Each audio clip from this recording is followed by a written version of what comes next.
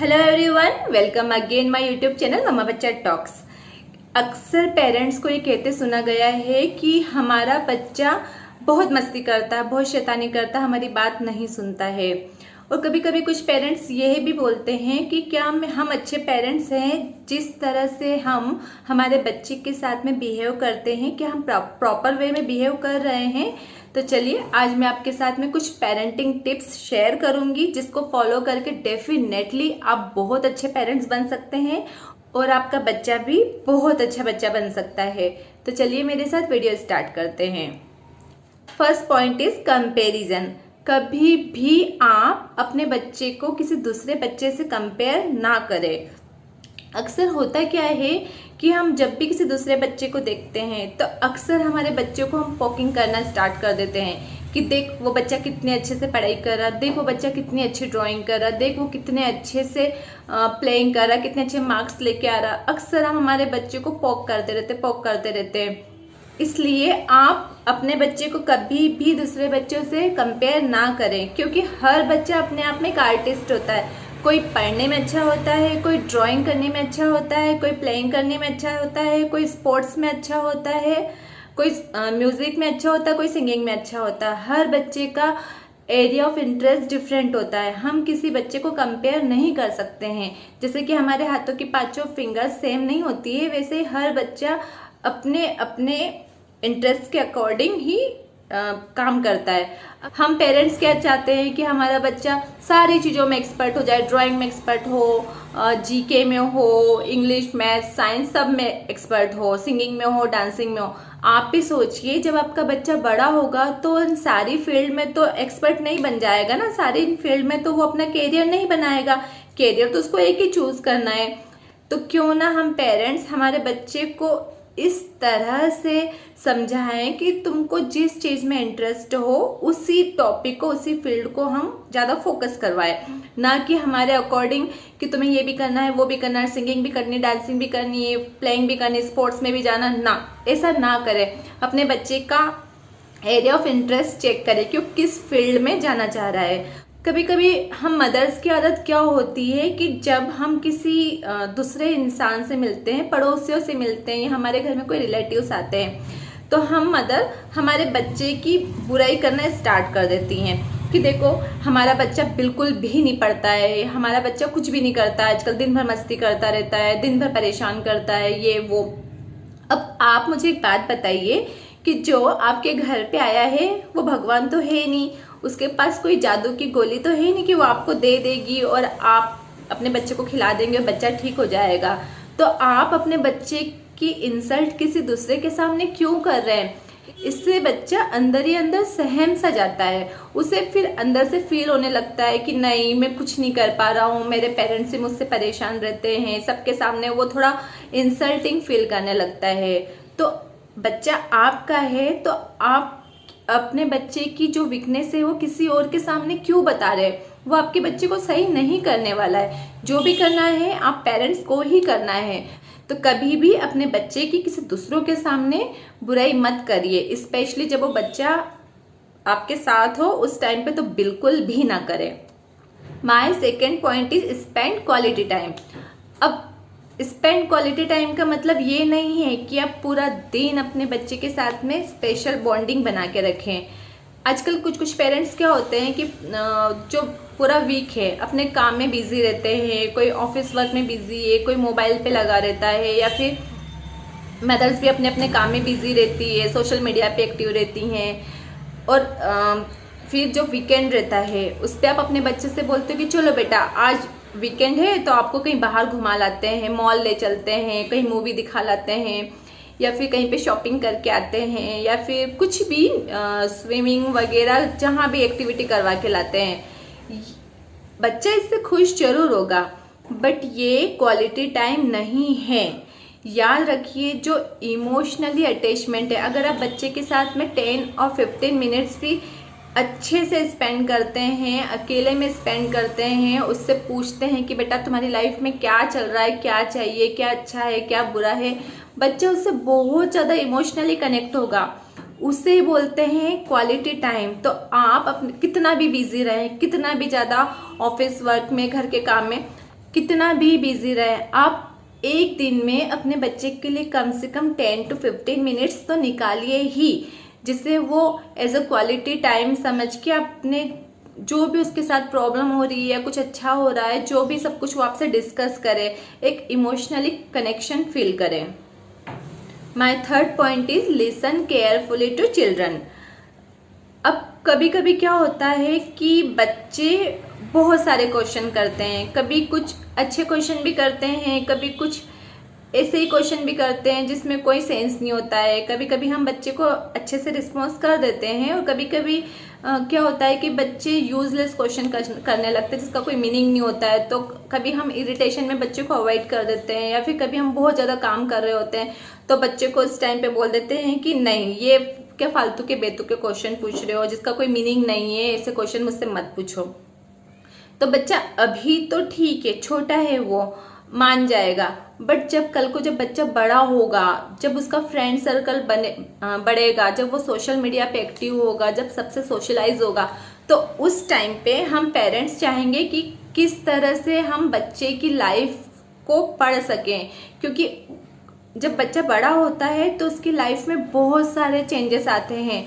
तो हम पेरेंट्स भी जानना चाहते हैं कि हमारा बच्चा किस सर्कल में बैठ रहा है, उठ रहा है, किस तरह की उसकी जो डेली रूटीन है किस टाइप का है, कुछ बैड हैबिट्स तो नहीं उसके अंदर आ रही है। हम जानना चाहते हैं कि वो जो भी उसकी लाइफ में चल रहा है वो हमें भी बताए।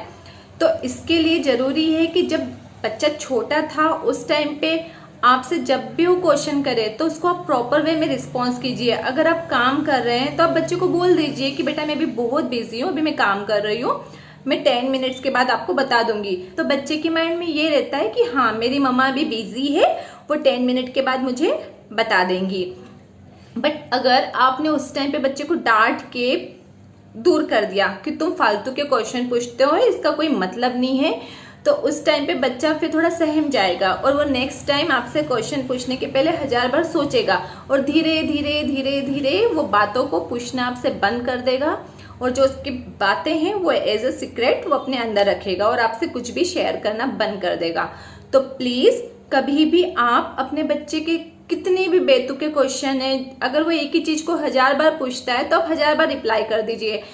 छोटा सा बच्चा है, रिप्लाई करने में क्या जा रहा है। तो प्लीज आप कभी भी बच्चे के क्वेश्चन को अवॉइड ना करें, क्योंकि ये एज ऐसी रहती है छोटे बच्चे की कि उस टाइम पे उसका ग्रोथ हो रहा होता है और उसके माइंड में 1000 क्वेश्चन चल रहे होते हैं कि ये ऐसा क्यों है, वे वैसा क्यों है, ऐसा क्यों हो रहा है, वैसा क्यों हो रहा है।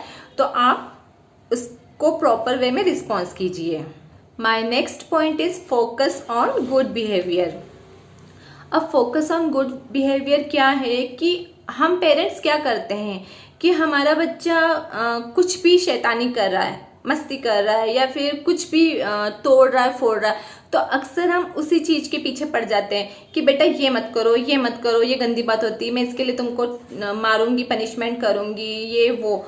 तो आप कुछ टाइम के लिए जो उसका बैड बिहेवियर है उसको अवॉइड करके, इग्नोर करके आप उसके गुड बिहेवियर पे फोकस कीजिए। ऐसा तो है नहीं ना कि आपका बच्चा पूरा बेड ही बेड है, बेड ही बेड बिहेवियर, बेड ही एक्टिविटी करता रहता है। बहुत सा अच्छा बिहेवियर भी होगा उसका, कुछ अच्छी अच्छी एक्टिविटी भी करता होगा। तो कुछ टाइम के लिए आप सिर्फ अच्छी एक्टिविटीज पे, उसके अच्छे बिहेवियर पर ही फोकस कीजिए। आप देखेंगे कि जो उसका बैड बिहेवियर है धीरे धीरे उसका ग्राफ नीचे आता जाएगा और जो उसका गुड बिहेवियर है उसका ग्राफ ऊपर जाएगा। आपने मूवी में भी सुना होगा कि जिसे हम सच्चे मन से चाहते हैं पूरी कायनात भी उससे मिलाने के लिए समथिंग कोशिश करती है। वैसे ही अगर आप पूरे दिन अपने बच्चे को पोक करते रहोगे कि क्या तरीका है, ये क्या कर रहे हो, तुम पागल हो क्या, तुमको अकल नाम की चीज नहीं है, तुम ऐसा क्यों करते हो, तुम वैसा क्यों करते हो, तुम्हें बिल्कुल भी समझ नहीं है, तुम गधे हो, तो याद रखिए कि आप ये नेगेटिविटी को अट्रैक्ट कर रहे हैं और बच्चा धीरे धीरे ये सुन के उसका माइंड ऐसा हो जाता है कि हाँ मैं तो ऐसा ही हूँ, मुझे कुछ नहीं आता है, मुझे मेरे पेरेंट्स बोलते हैं तो ठीक है बोलने दो, आगे भी बोल लेंगे। फिर नेक्स्ट टाइम वो धीरे धीरे धीरे धीरे ढीठ होता जाएगा। तो कुछ टाइम के लिए अगर आप चाहते हैं कि जो उसका बिहेवियर है उसमें आपको चेंजेस देखना है तो कुछ टाइम के लिए आप उसके जो बैड बिहेवियर को इग्नोर कीजिए और गुड बिहेवियर को अप्रिशिएट कीजिए। My next point is balance between yes and no. अब यस और नो के बीच में बैलेंस किस तरह से बनाएं। अक्सर हम पेरेंट्स क्या होता है कि जब भी हमसे कुछ बच्चा पूछने आता है, जो कुछ स्ट्रिक्ट पेरेंट होते हैं, जैसे कि किसी को घर में जहाँ सामान रखा व्यवस्थित वहीं सामान व्यवस्थित रखा होना चाहिए, थोड़ा सा भी सामान इधर से उधर ना हो, थोड़ी भी गंदगी ना हो।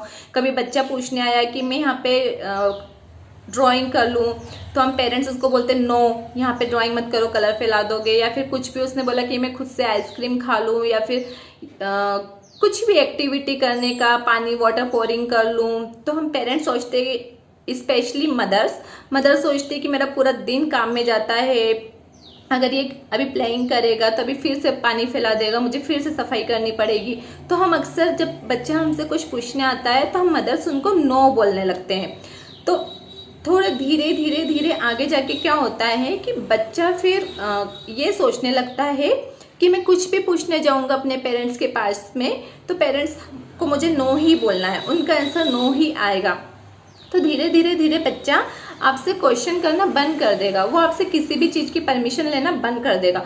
जो उसको करना होगा वो वही करेगा, वो आपसे पूछना बंद कर देगा फिर। तो इसलिए आपको एक बैलेंस बना के चलना है कि कहाँ पे आपको बच्चे को यस करना है, कहाँ पे आपको बच्चे को नो करना है।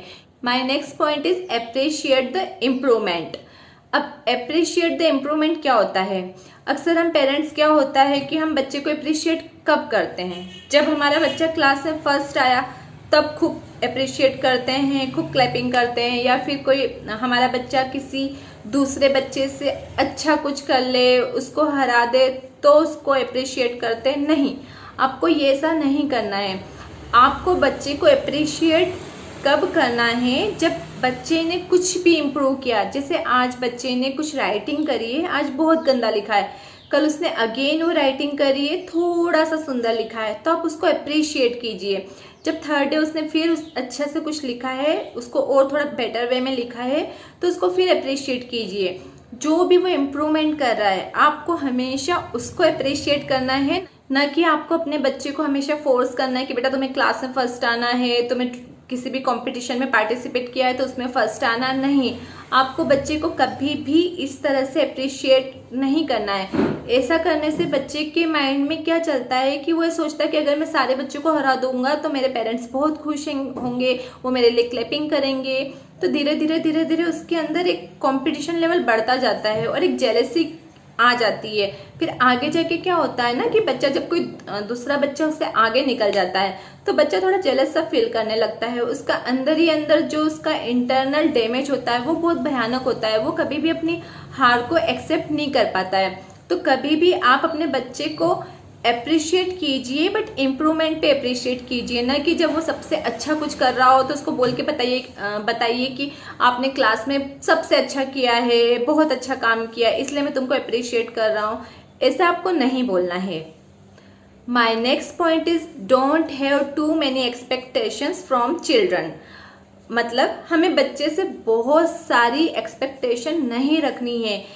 अगर जैसे हमने बच्चे को स्कूल में एडमिशन कराया है तो बच्चे से कभी भी एक्सपेक्टेशन मत रखिए कि तुम्हें क्लास में फर्स्ट आना ही आना है। उसने ड्राइंग में पार्टिसिपेट किया है तो बच्चे से एक्सपेक्टेशन मत रखिए कि आपको ड्राइंग में फर्स्ट आना ही आना है। जब भी आपका बच्चा अच्छा करता है आप उसे अप्रिशिएट कीजिए। अगर हार जाता है, सेकेंड थर्ड जो भी आता है, तो आप हमेशा एक वर्ड याद रखिए, बच्चे से बोलिए कोई बात नहीं, ट्राई करो, नेक्स्ट टाइम अच्छा करेंगे।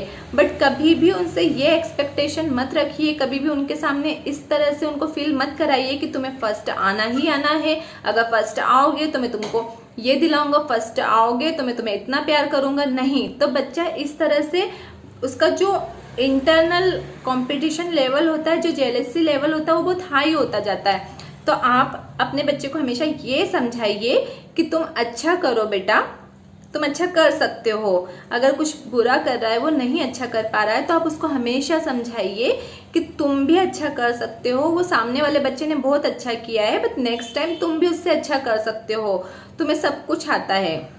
इस तरह से बच्चे को मोटिवेट करेंगे, उसका कॉन्फिडेंस लेवल बढ़ाएंगे। My next point is understanding children's perspective.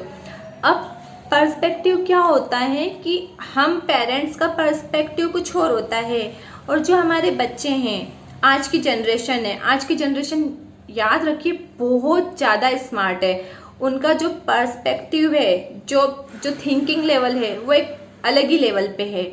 तो आप कभी अपने पर्सपेक्टिव को कभी भी अपने बच्चे के पर्सपेक्टिव से कंपेयर मत कीजिए, ना ही अपने खुद के पर्सपेक्टिव को बच्चे के ऊपर थोपिए। बच्चे का खुद का एक अलग दृष्टिकोण है, बच्चा किस तरह से चीज़ों को समझ रहा है, किस तरह से कर रहा है। वो बच्चा अगर बहुत ज़्यादा गुस्सा कर रहा है तो वो क्यों कर रहा है, बच्चा अगर बहुत ज़्यादा शैतानी कर रहा है, बहुत शाउटिंग कर रहा है तो क्यों कर रहा है, उसका पर्सपेक्टिव कुछ और होगा।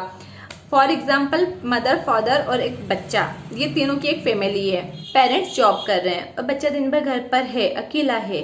वो कितना टीवी देखेगा खुद से, आजकल बच्चे खुद से पढ़ते तो है नहीं, कितना वो टीवी देखेगा। फिर जब बच्चा शाम को आता है तो उसका दिमाग बहुत बहुत बहुत वो इरिटेट हो जाता है, तो वो शाउटिंग करने लगता है, कहीं बहुत ज़्यादा जिद्दी हो जाता है। तो आप ये मत सोचिए कि हम इसकी एज के थे तो हम तो बड़े चुप रहते थे, हमारे पेरेंट्स को कभी कुछ नहीं बोलते थे। आप बच्चे का पर्सपेक्टिव देखिए कि जनरेशन के बच्चे बहुत स्मार्ट है और आप उसको अकेला छोड़ के जा रहे हैं, तो वो इरिटेट तो होगा ही ना, उसको भी किसी साथ की जरूरत है। तो आपको बच्चे का पर्सपेक्टिव समझना है, खुद के पर्सपेक्टिव को बच्चे के ऊपर नहीं थोपना है। जैसे बहुत से पेरेंट्स रहते हैं ना, कभी कभी अपने बच्चे को बोलते हैं कि तुम्हें हम इतनी फैसिलिटी दे रहे हैं, उसके बाद भी तुम कुछ नहीं कर पा रहे हो, हमारे पेरेंट्स ने तो हमको कुछ भी नहीं दिया है, फिर भी हम आज कहाँ से कहाँ आ गए।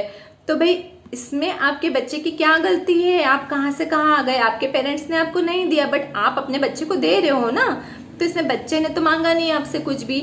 जिस तरह से जो एक्सपोजर आपने अपने बच्चे को दिया है बर्थ से, तो बच्चा उसमें ढल गया है, आप ही ने दिया है। बच्चे ने आगे देख के तो डिमांड करी नहीं थी, जैसे जैसे आप देते गए उसकी डिमांड बढ़ती गई, फिर बाद में धीरे धीरे।